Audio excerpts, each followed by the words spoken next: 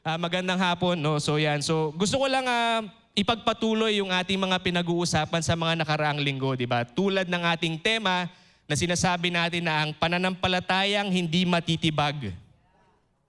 O sa English, ay unshakable faith. And lahat ng mga naibahagi na sa mga nakaraang linggo ay kumbaga mga mini blocks that will help para itaguyod yung ating pananampalataya. No? And I believe na sa ating pagrinig ng mga salitang ito ay magiging tulong sa ating espiritu at even sa ating soul to help us understand that these are building blocks. And it helps us develop our faith. And my prayer and all, again, ang dalangin ng bawat isa ay tayo ay lumago sa ating pananampalataya, di po ba? Amen, amen. So sa mga nandito last week, so sinabi ni Pastor Gam, di ba, na tayo ay dapat nakatuon sa, or ano ba yung nakikita natin? Di ba, kung naalala niyo yung mensahe ni Pastor Gam, ano ba yung nakikita mo? At sinabi ni Pastor Gam na, hindi lahat ng mahalaga ay nakikita. Actually, kumbaga opposite pa. Mas mahalaga minsan yung mga hindi natin nakikita. At yun yung mga dapat nating bigyan ng pansin. At isa sa mga example niya na yung ating pananampalataya. Kasi yung pananampalataya, di ba, parang hindi naman natin siya nakikita. Diba? But really, it's important to us. So sabi, di ba? So sabi ni Pastor Gam, binasa niya na, sa 2 Corinthians, simulan ko. Yan. Sapagkat lumakad kami sa pamamagitan ng pananampalataya, hindi sa pamamagitan ng aming nakikita. So tayo bilang mga mananampalataya, tayo ay lumalakad gamit ng ating pananampalataya. Amen? So ano ba yung pananampalataya? Diba? So basahin natin ulit. So Hebrews 11. So magbabasa tayo ng mga scripture ngayon, and I believe in my prayer na itong mga scripture na ito ay mangungusap sa bawat isa. Amen? So sabi sa Hebrews 11, chapter 1. Yan. Basahin ko sa ASND. Ang pananampalataya ay katiyakan na matatanggap natin ang mga bagay na inaasahan natin. At ito ay pagiging sigurado. Sabihin mo nga, pagiging sigurado. Sa mga bagay na hindi natin nakikita.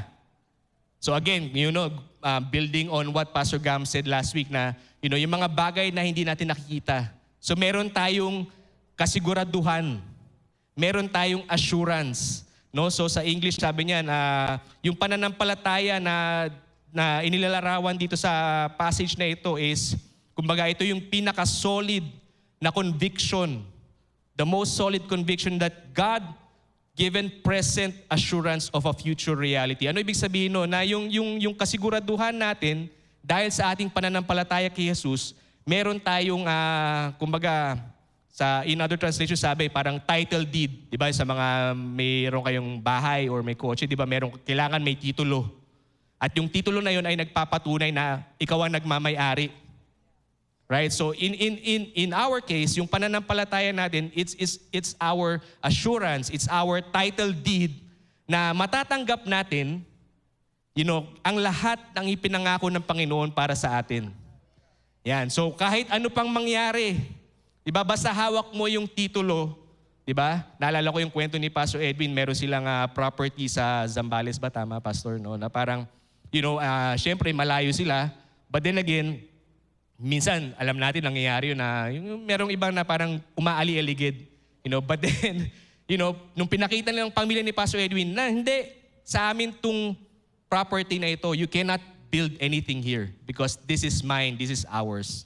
At gayon din po yung ating pananampalataya dahil kay Jesus, masasabi natin na lahat ng ipinangako ng Panginoon, lahat ng kanyang mga blessings, yung mga biyaya ay para sa inyo at para sa atin. Amen? Yan, sabi dito yung true faith na ito, hindi yung banda, is not based on empirical evidence. So kung na-gets nyo yun, gets nyo. Okay. It's not based on empirical evidence but on divine assurance, and it is a gift of God. So yung tunay na pananampalataya ay hindi siya base sa mga, kasi yung empirical, siyempre, inano ko yan, pinag-aralan ko. Ano ba yung sabihin ng empirical? So ito ay pag sinabing empirical, ito ay batay sa physical na ebidensya at hindi lang teorya. So it's not just theory. You can prove it when you say it's empirical. But sabi dito, the true faith is not based on empirical evidence, but divine assurance. Meaning, mula sa itaas, mula sa Panginoon. At sabi dito, ito ay regalo ng Panginoon sa atin. It is a gift of God. Yan. So faith din, ang pananampalataya, is not fleeting. So hindi lang siya parang nawawala ng parang bula. Alright? But it is substantial enough to generate confidence. So meaning, pag meron kang pananampalataya, hindi, kagaya ng inawit natin kanina, yung kapitan ng buhay ko, di ba? Anumang agos, anumang bagyo ang dumaan, hindi ka matatangay. Kasi meron kang kasiguraduhan at dahil doon, kumbaga, it also develops yung kumpiyansa mo. So yun yung sinasabi na you generate confidence, through your faith. Di ba? Amen. Okay? So sabi dito, faith gives you a firm conviction in the unseen. Again, yung sinabi ni Pastor Cam na hindi nakikita. Providing a foundation for your hopes and dreams. Sino ba yung mayroong mga hopes and dreams? Lahat tayo, di ba? So our faith, gives a foundation for our hopes and dreams. Even when they haven't yet materialized. Kumbaga hanggat hindi mo pa siya nakikita, meron kang pundasyon na tinatayuan. And alam natin yung mga bahay natin, di ba? Kailangan ng pundasyon, even this building, it needs a strong foundation to go up. Di ba? So, dahil sa pananampalataya, meron tayong pundasyon sa lahat ng ating mga inaasam, sa lahat ng ating mga panalangin, na makakamit natin to sa tamang panahon. Amen. Yan. Kasi sabi ng mundo, di ba, kailangan makita ko muna. Oops. Amen. Inom muna tayo ng tubig kasi talagang palaging ganun eh. I have faith and I have confidence na hindi na ako pipiyok in the next messages that I preach in Jesus' name. Kung kayo ay nakikibahagi sa akin, inom lang ako saglit.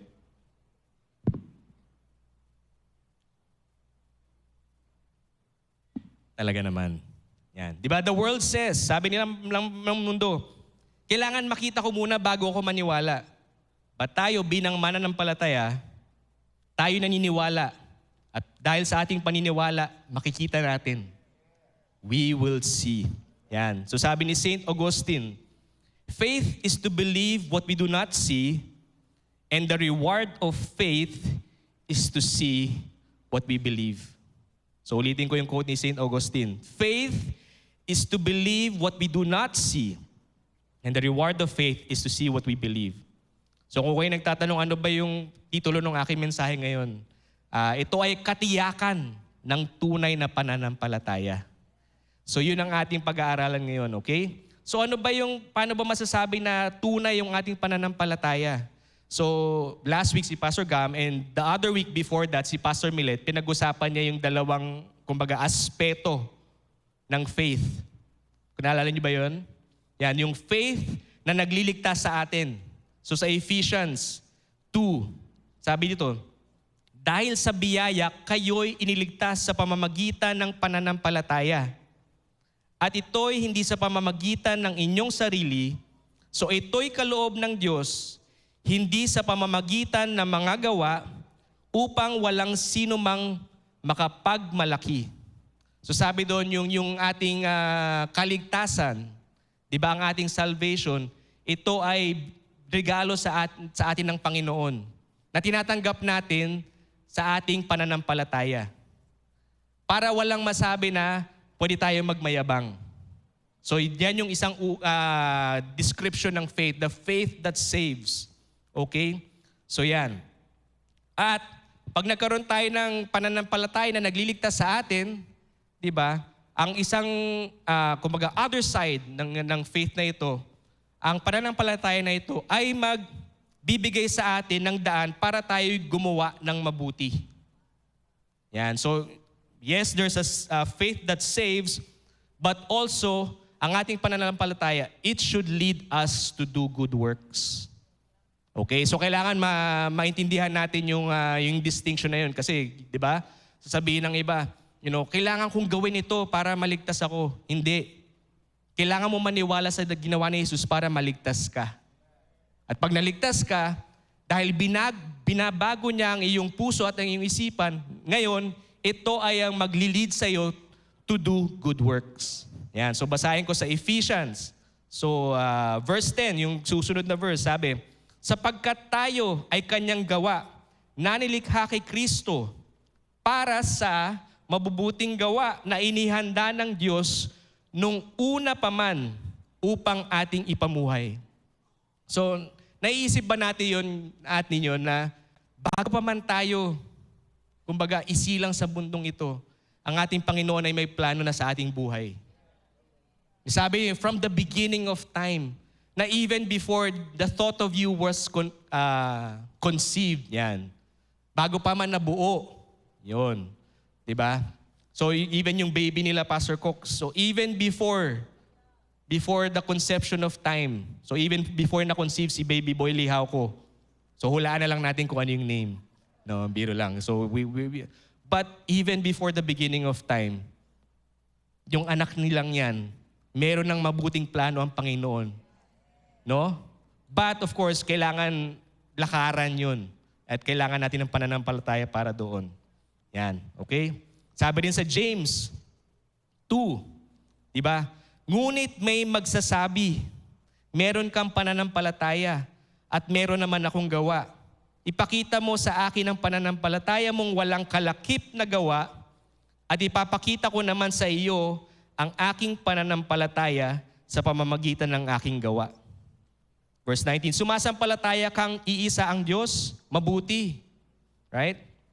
Ang mga demonyo man ay sumasampalataya at nanginginig pa. So napaka sobering na reminder for us that that even the devils, kilala nila kung sino ang Panginoon. 'Di ba? And then you might say, Pastor, bakit sinabi mo na yung pananampalataya natin hindi base sa gawa? But then again, yung pangalawang aspeto ng pananampalataya, it brings us into that journey of doing good works. At yun ay nagpapatunay sa ating pananampalataya. Kasi kung sinabi mo na ikaw ay naniniwala sa Diyos, di ba? Kailangan may makitang pagbabago sa buhay mo. That is the proof that God is working in you by what is happening on you in the inside. Kung merong transformation na nangyayari sa iyong buhay. Amen? So tuloy ko lang yung verse. Yan. Nais mo ba ng katibayan o taong hangal na walang kabuluhan ang pananampalataya na walang kasamang gawa? So yun ang sinasabi, yun ang encouragement sa atin. Diba? Huwag tayong maging hangal na ligtas na ako okay na ako. Hindi. Sabi ng Panginoon, meron ka mga dapat lakaran na aking itinalaga. Meron akong mga plano para sa buhay mo. Halimbawa, meron akong mga taong gusto kong makilala mo para maibahagi mo yung pananampalataya mo. Meron akong mga tao na gusto kong ma-meet mo para ma-bless mo sila. And that is according and through our faith in Him. Amen? Yan. So, kumbaga, hindi siya taliwas. So, yung faith at yung works, kailangan lang natin maintindihan kung ano muna yung una bago yung susunod. Diba? So, kailangan yung pananampalataya na ililigtas tayo at dahil doon tayo binabago araw-araw, unti-unti at dahil doon tayo ay tutungo sa mga mabubuting gawa na mag-glorify sa ating Panginoon. Amen. Yan. So, para maging genuine ng faith, yan. So, salvation is only by grace. So, kailangan malinaw yon. Not because of works, hindi dahil sa ating ginagawa na parang, nagbigay ako ng gantong kalaking halaga. Nagpatayo ako ng ganto. Every week akong nagvo-volunteer. So, dapat maliligtas ako. Hindi. Ang tanong is, naniniwala ka ba kay Jesus? Yun ang dapat na masagot. And of course, our faith leads us to good works. So paano magiging tapat ang ating pananampalataya? So ito yung palaging, kumbaga, the test. Diba? Sino mahilig sa mga test? Mga exam. Yan. So kung mahilig kayo dyan, kayo ay pinagpala. Ako naman okay lang. Si Katz kasi siya yung ating director ng NLTC. So again, sinabi ni Katz, kung gusto niyo po mag-enroll sa NLTC, please do. So yan. So, di ba? 1 Peter, basahin ko, chapter 1, verse 6.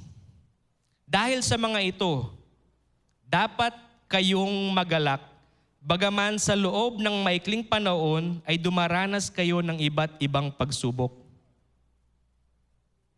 Sinong gustong dumanas ng pagsubok? Ayaw. Lahat naman tayo ayaw. Di ba? Totoo. Let's be real. We don't want. Di ba? Nararanasan nyo ito upang dalisayin ang inyong pananampalataya.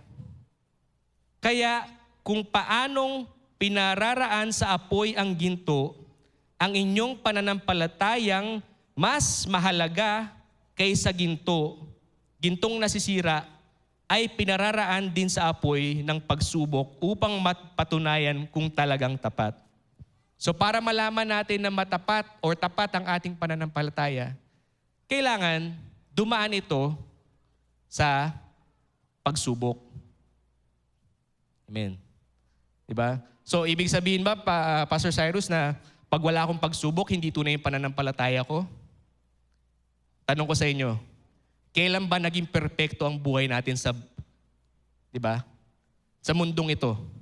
Sino ang may perfect life in this world? Meron ba makapagtataas ng kamay in even those of you online?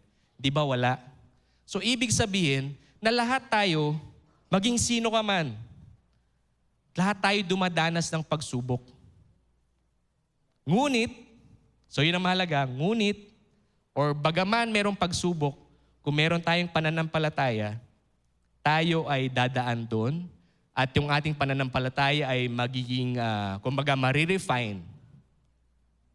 And it will help us. Diba? So tuloy ko yung verse.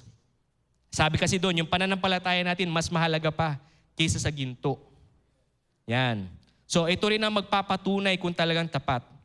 Kung magkagayon, tatanggap kayo ng papuri, kaluwalhatian, at karangalan sa araw ng pagpapahayag kay Jesucristo. Kagaya ng sinabi ko kanina, na yung faith natin, it's believing in something that we will receive in the future.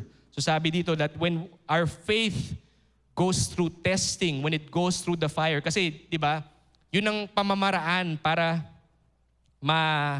masala, kumbaga yung isang bagay kung totoo. Di ba yung pag-process ng gold? Ano bang ginagawa sa pag-process ng gold? It goes through the fire.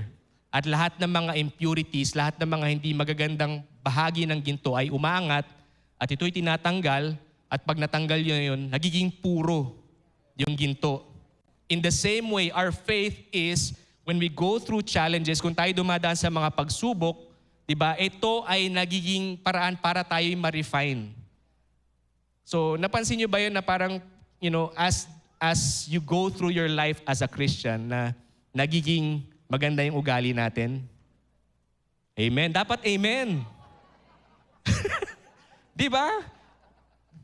Pero syempre, hindi naman basihan yung length of time. But then again, as the years go by, malalaman yun eh. Kasi nga, makikita yung resulta ng pananampalataya natin by the way we live our life. And that is, when we go through the fire, yun yung nangyayari. Diba? Napupurify tayo. Yung ating mga motibo, yung ating mga isipan, yung ating bibig, yung ating itsura. Let's face it. Right? Diba? Kasi ako palagi kong excuse dati na parang, etong mukhang to, ganito lang talaga to, but in my heart, I'm very cheerful. But yung sinasabi sa akin ng anak ko, Dad, why don't you smile more? Aren't you happy? So naging challenge sa akin. So, ganun. Kung halimbawa makita nyo ako, masalubong nyo ako, tapos hindi ko kayo nangitian, pag wala po ako sa lamin, hindi ko po kayo nakikita. So, that is my disclaimer. Okay? Yan. But then again, it refines us. Diba? Sabi rin, when our faith is tested, kailangan nating, sabi ni Pastor Dennis last week, na we need to count it all joy. Yan. Diba? Sabi sa James, sa Santiago, ituring ninyong tunay na kagalakan, mga kapatid, kapag kayo'y dumaranas ng iba't ibang pagsubok. napakalalim na encouragement, no, na parang napakahirap maintindihan na bakit ko ituturing na kagalakan na dumaranas ako ng mga pagsubok? Does God not care about what's going on in my life? Actually, He does care. That's why He is wanting you to go through the process. So ito yung sinasabi natin na meron tayong proseso na kailangan pagdaanan. And that is why we need to take advantage. Yung mga panahon natin dito sa mundong ito na pag merong proseso, di ba? Count it all joy. O sa paglabas natin, ang tagal makalabas ng parking. Yung mga marshal, bakit hindi ako pinapadaan? Ba't pinapauna yung iba? Count it all joy. Di ba? Yung mga host natin, pinapaupo ako sa malayong upuan. Bakit? Count it all joy. Di ba? Kinokorek ako ng life group leader ko. Kasi mali yung ginagawa ko. Count it all joy. Mali yung ginagawa mo. Siyempre, dapat alam mo na rin. Di ba? Kung alam mong mali, huwag mo nang gawin. Amen? Di ba? Count it all joy. Sapagkat alam ninyo na ang pagsubok sa inyong pananampalataya ay nagbubunga ng katatagan. Right? Kailan ba, di ba, again, I'm makakahiya naman sa sarili ko kasi hindi ako masyado nag-exercise. But then again, pag in-exercise natin yung muscles natin, when we go through resistance, alam ko yung theory. Yung teorya, alam ko. Alam ko. No. Diba, nawala tuloy yung point ko. Nawala. Basahin ko ulit. Yan. Sapagkat alam ninyo na ang pagsubok sa inyong pananampalataya ay nagbubunga ng katatagan. Right? When you exercise, when you develop resistance, it strengthens your muscles. So nagiging matatag ka. So in our faith, in the spiritual, when we go through challenges, pag tayo dumaan sa mga pagsubok, yung ating pananampalataya, it helps strengthen our spirit. Nagiging matatag tayo. Kung sa panahon na ito, kaya mo lang, let's say, 100 pounds yung bench press. 100 pounds, mabigat yun, no? Ngayon, hindi ko talaga alam. So nakita na, si Pastor Cyrus talaga hindi nag-exercise. Alam ko, magagalit sa akin, actually si Pastor Steven, matagal na ako ni Yaya. Yun. But then again, so kung sa panahon na ito, 100 pounds lang, let's say, when the time comes, kaya mo na 110, 120, hanggang umabot ka hanggang saan mo gusto. Di ba? And that is through the testing of our faith. And we need to count it all joy. At sabi dito, at dapat kayong magpakatatag hanggang wakas upang kayo'y dumating sa hustong gulang, at sabi dito, ganap at walang kakulangan. At yun ang ating naisin. Diba, we want to go through life na tayo ay kumpleto, tayo ay ganap. Diba sabi in the English, we are complete and lacking nothing. Yun ang gusto ng Panginoon sa buhay natin. Yun ang kanyang ninanais sa bawat isa na as you go through your journey with Him, na ikaw ay magiging isang ganap na anak ng Panginoong Diyos, lumalakad sa kanyang plano sa iyong buhay, at you are doing good works at hindi ka nagkukulang. And that is the goal. Yun ang ating target. Yan. So exercise natin yung ating faith muscles. So syempre, kagaya sabi ko kanina, lahat tayo, we go through challenges.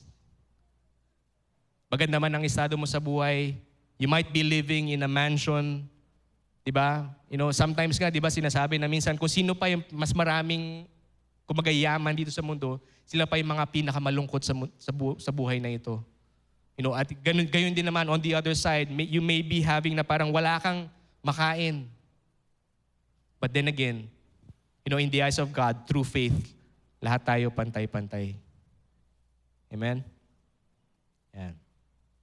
Yan. And then sabi rin sa John 16, Sinabi ko ito sa inyo upang sa akin ay magkaroon kayo ng kapayapaan. Diba? Sa sanlibutan, haharap kayo sa pag-uusig. Ngunit lakasan ninyo ang inyong loob. Nadaig ko na ang sanlibutan. So yun naman ang pangako ng Panginoon sa atin. Na hindi pinangako ng Panginoon na perpektong buhay. Ngunit sabi niya, siya ay perpekto para sa atin. Diba? He never promised a perfect life for us here on earth.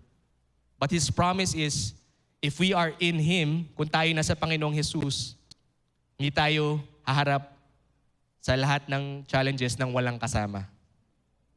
At sinabi niya, napagtagumpayan na niya ang lahat. So that alone gives us assurance of what we have in Him. Okay? Yan. Few more verses. Diba?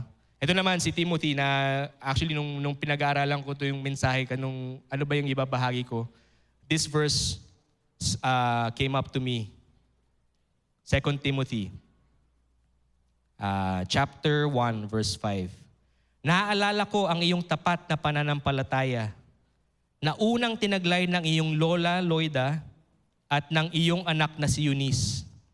Natitiyak kong nasa iyo rin ang pananampalatayang ito. So yung konteksto nung chapter na ito, si Apostle Paul was encouraging si Timothy, yung kanyang disciple, na parang, the same faith o yung pananampalataya na tunay na nagmula sa kanya pang lola, sa lola pa ni Timothy, diba, ay namubuhay rin sa kanya. At sinabi doon sa next verse, dahil dito, ipinaaalala ko sa iyo na lalo mong pag-alabin ang kaloob na ibinigay sa iyo ng Diyos. God has given us faith. And although in this context, he's talking about, the gift that Timothy has, yung sa pagtuturo, sa pagpipreach. But even so, I believe that, that God has given us faith. And what does God want us to do with our faith? God wants us to use it. God wants us to, kumbaga, sabi doon, pag-alabin. So di ba, pag yung isang bagay hindi mo ginagamit, anong nangyayari? Either nawawala or nasisira. So sa atin, yung pananampalataya natin, kaya itong year na 2025, ang ating, ang ating pinag-uusapan ay yung pananampalatayang hindi natitibag or natitinag.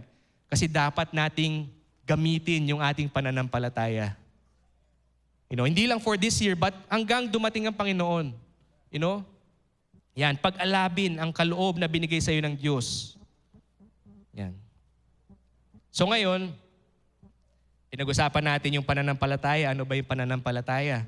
Diba? Paano ba nagiging tapat ang pananampalataya? Ngayon naman, para maging kumpleto, kailangan natin maintindihan, kanino ba tayo sumasampalataya? So sabi yung object of our faith. Kasi doon na kumbaga, yun yung pinakapunot dulo ng ating pananampalataya and what helps keep our faith strong.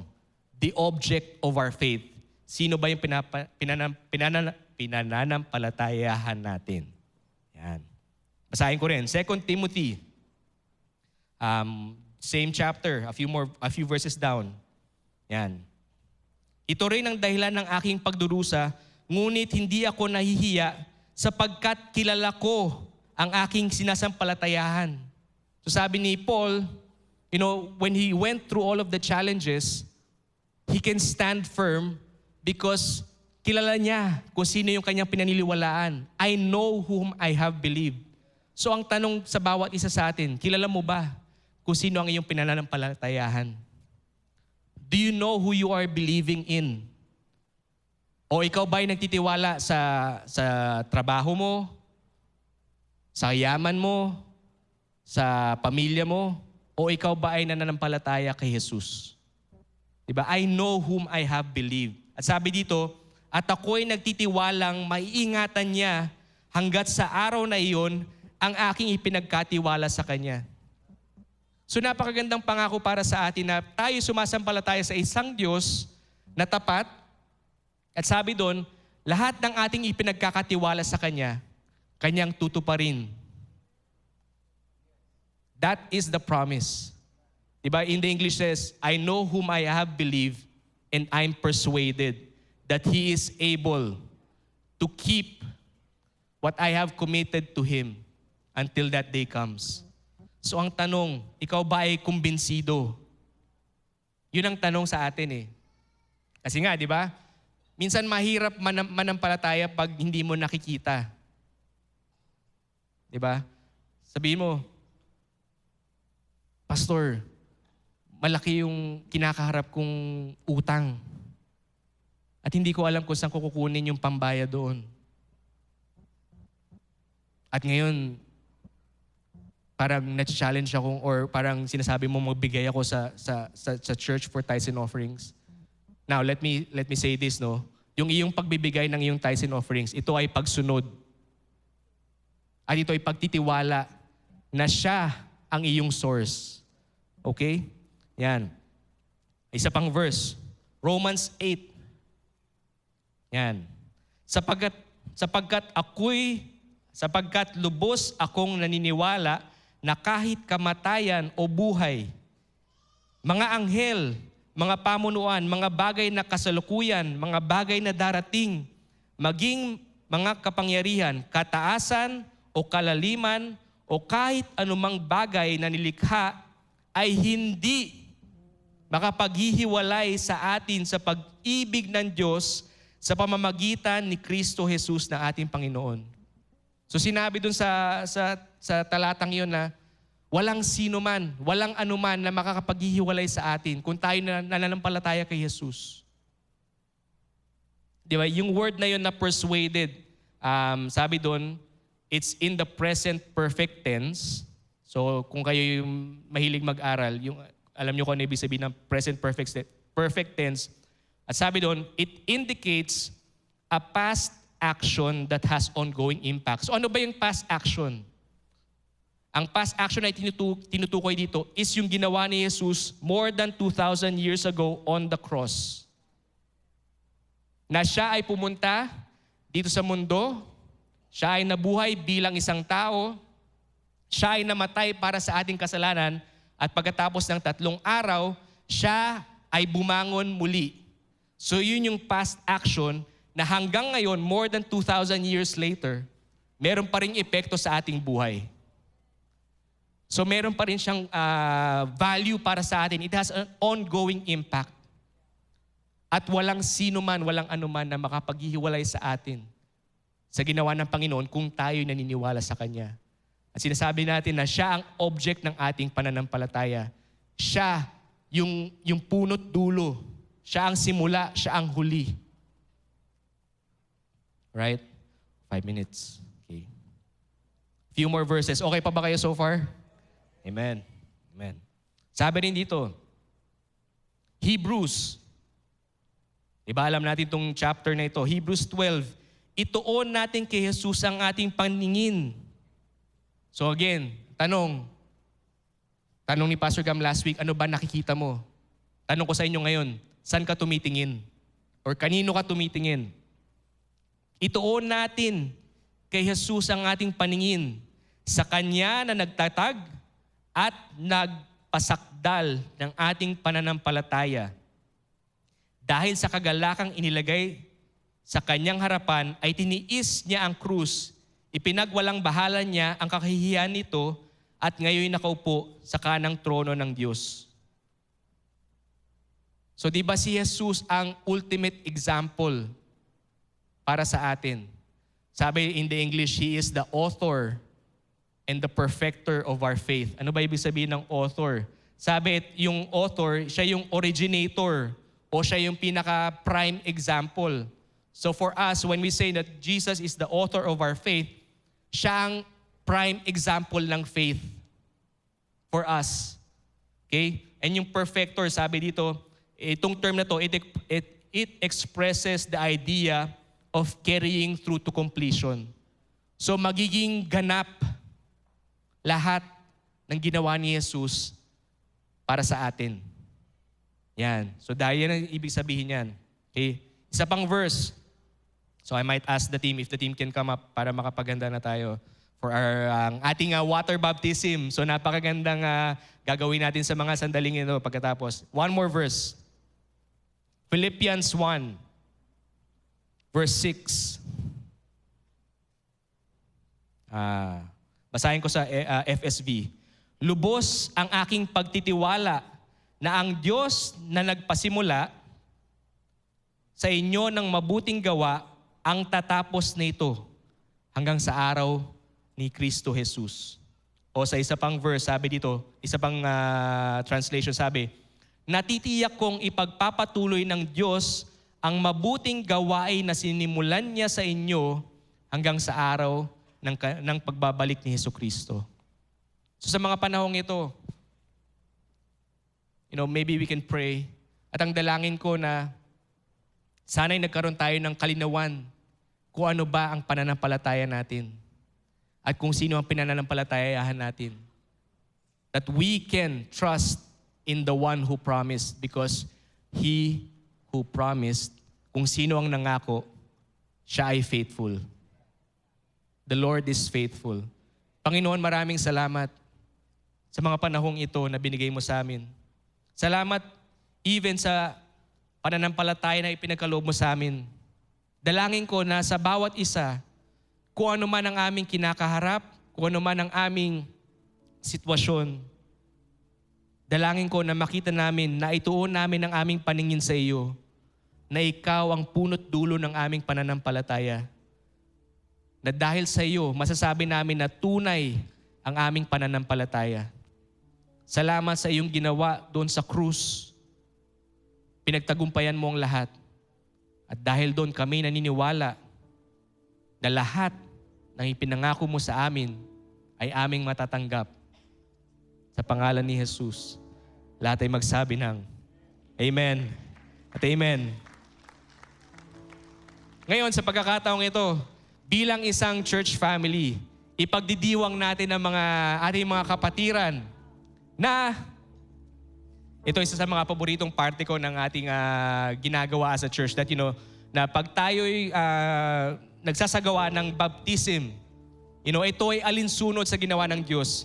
Basahin ko lang sa Romans 6. So as an encouragement, habang sila'y naghahanda, at alam ko na ibahagi na rin to sa ating mga ibabaptize, but as an encouragement to all of us, and I want all of us na as we witness this, makibahagi tayo at we celebrate, what God is doing. Basahin ko lang sa Romans 6.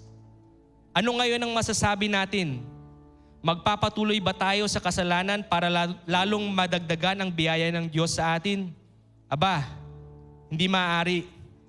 Hindi maaari na magpatuloy pa tayo sa pagkakasala dahil ang kasalanan ay wala ng kapangyarihan sa atin.